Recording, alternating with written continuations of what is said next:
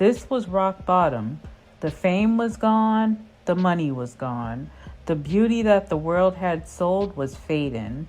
Lying in a hospital bed, she later recalled screaming out into the void, desperate for something, anything to save her.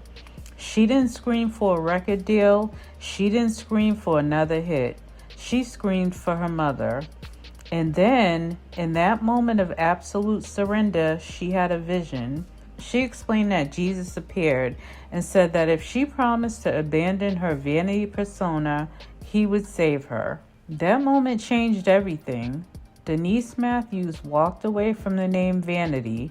She left it in the hospital bed, along with the addiction and the trauma.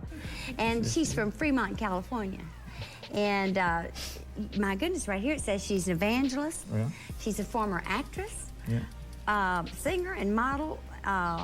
She has an autobiography, and it's called, I love the title, it's called Blame It on Vanity Denise. It all stemmed from the fact that I was constantly looking for somebody to love me in my family. My mother had left me on the doorstep. My father... What do you mean your mother left you on the doorstep? Yeah, she left me on a doorstep, you know, one day when I was about 4 years old. And she had just dropped me off. And, you know, that's your mom. And I was very much in love with I had a really bond with my mother. She left me because she was about to marry a man that did not want any black kids, you know, and whatever that was. But, you know, that's a part of also forgiving, you know, a root of forgiveness.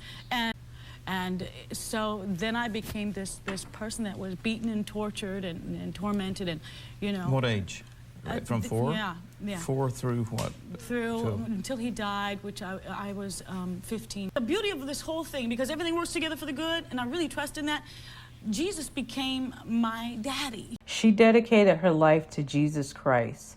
The woman who once sang Nasty Girl became an evangelist. Her testimony became her ministry. She traveled the world, not selling sex or scandal, but selling hope. She spoke candidly about the abuse she suffered in the industry, the exploitation, and how her faith became the foundation she never had. She didn't just survive, she testified. She told women that their worth wasn't in their appearance, but in their identity as daughters of the King.